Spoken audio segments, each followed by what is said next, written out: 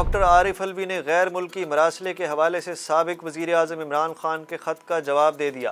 صدر مملکت نے عمران خان کا غیر ملکی سازش سے متعلق خط موجودہ وزیر اعظم اور چیف جسٹس سپریم کورٹ کو ارسال کرتے ہوئے تحقیقات کے لیے بااختیار عدالتی کمیشن قائم کرنے کی سفارش کر دی۔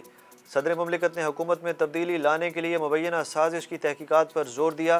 صدر مملکت کا کہنا ہے کہ سائفر کی رپورٹ میں ڈونلڈ لو کے بیانات شامل ہیں، جن میں خاص طور پر عدم اعتماد کی تحریک کا ذکر کیا گیا۔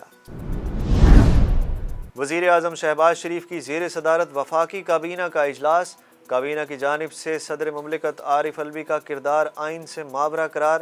کابینہ نے تشویش کا اظہار کرتے ہوئے کہا کہ صدر نے گورنر پنجاب کے معاملے پر آئین کا مذاق بنایا، جبکہ کابینہ ارکان نے گورنر پنجاب عمر سرفراز چیمہ کے اقدامات پر بھی حیرانگی کا اظہار کیا۔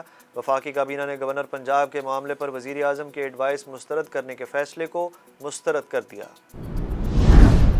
نواز شریف نے پارٹی کا ہنگامی اجلاس بلا لیا۔ وزیر اعظم شہباز شریف سمیت مرکزی قیادت لندن طلب۔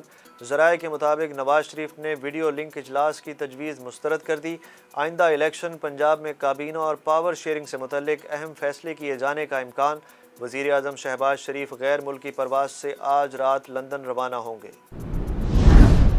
پرویز الہی کا قائم مقام گورنر پنجاب کا چارج لینے سے انکار۔ ایڈوکیٹ جنرل پنجاب کی برطرفی کی سمری پر بھی دستخط سے انکار کر دیا۔ حکومت کی جانب سے 2 سمریاں اسپیکر پنجاب اسمبلی کو بھجوائی گئیں۔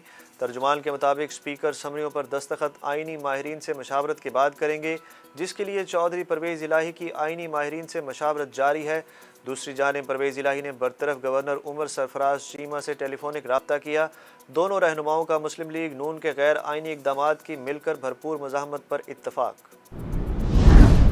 چیئرمین تحریک انصاف عمران خان کی عوامی رابطہ مہم کا تسلسل برقرار۔ کپتان کا آج جہلم میں پاور شو، پنڈال سج گیا۔ عمران خان کا خطاب سننے کے لیے کھلاڑیوں کی آمد کا سلسلہ جاری۔ آرٹیکل 63A کی تشریح سے متعلق صدارتی ریفرنس کی سماعت۔ جسٹس جمال مندوخیل نے ریمارکس دیے کہ ایک کہتا ہے آزاد عدلیہ چاہیے، دوسرا کہتا ہے آئین کے تابع عدلیہ چاہیے۔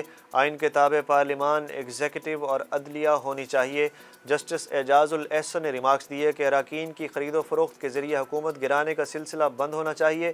چیف جسٹس عمر عطا بندیال کی سربراہی میں 5 رکنی لارجر بینچ نے صدارتی ریفرنس کی سماعت کی۔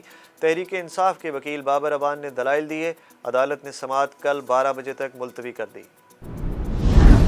اومیکرون وائرس کی نئی ساخت سامنے آنے کے بعد وزیر اعظم کا NCOC فوری بحال کرنے کا حکم۔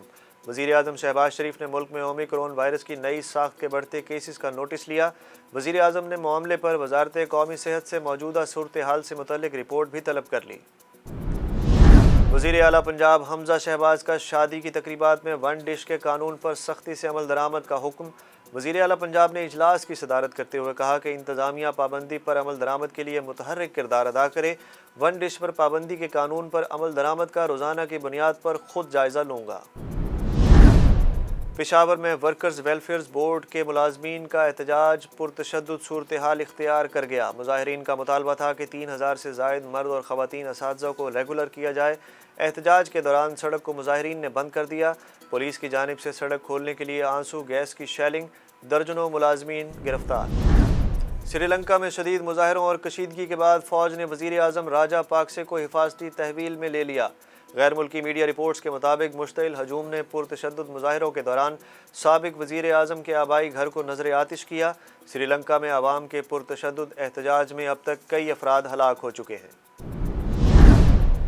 ڈالر کی اونچی اڑان کا رجحان برقرار۔ انٹر بینک میں ڈالر مزید 1 روپے 3 پیسے اضافے سے 188 روپے 66 پیسے، جبکہ اوپن کرنسی مارکیٹ میں 189 روپے کی سطح پر پہنچ گیا۔ پنجاب سمیت ملک کے مختلف شہروں میں ہیٹ ویو کا خدشہ۔ لاہور، سرگودا، فیصل آباد، ملتان سمیت پنجاب کے مختلف شہروں میں درجہ حرارت 45 ڈگری سینٹی گریڈ سے اوپر جانے کا امکان۔